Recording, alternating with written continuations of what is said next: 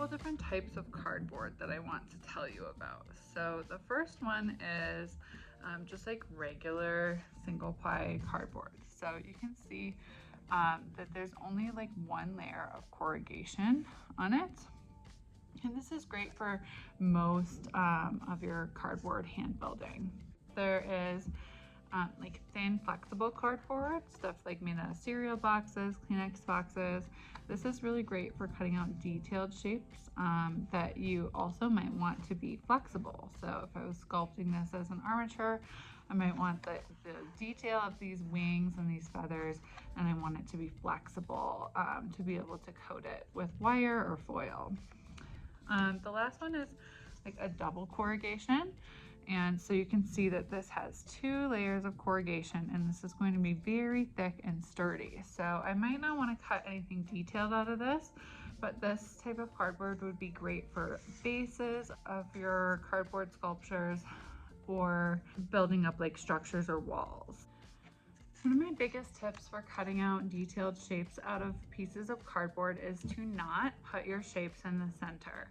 If you are putting your shapes in the center, you're having to cut through all of this cardboard before you even get to your shape. So what I would suggest doing instead is putting your shapes near the edges and the corners.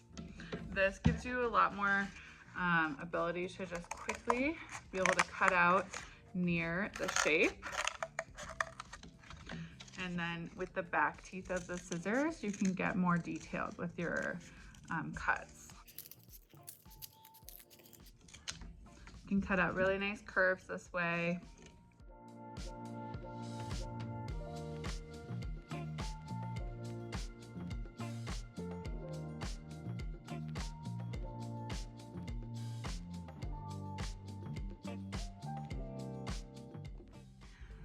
This is a cardboard handsaw. Please make sure that if you're using one of these handsaws, you're always using one of these plastic mats so that you're protecting the table. It's basically a small serrated knife, so please be careful. It will cut through your skin just as easily as it is cutting through the cardboard.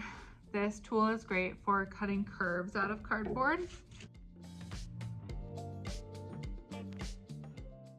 This tool is also really great for scoring one layer of the cardboard along the corrugation in order to make it flexible, to be able to bend and make flexible shapes.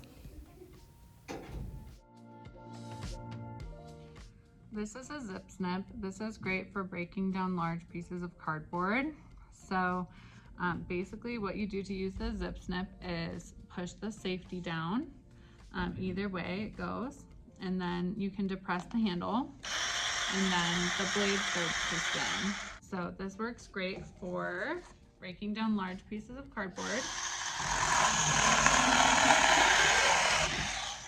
and doing long, like straight cuts. When I'm using the zip snip, I try to keep my fingers at least 6 inches away from the spinning blade so that I'm not at risk of cutting myself.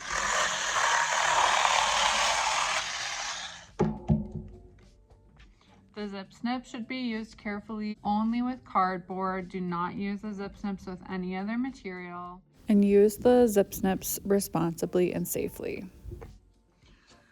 The last tool I would recommend using is an X-Acto knife. Please again, make sure that you're using it on a cutting mat, and then always keep the cap on. And then when you're using it, make sure that you're cutting away from your hands. You should never be cutting like towards your hand because you could cut yourself. So you can just cut through your cardboard really quick and easily. Keep this with simple shapes. This works great for cutting out windows and doors for houses.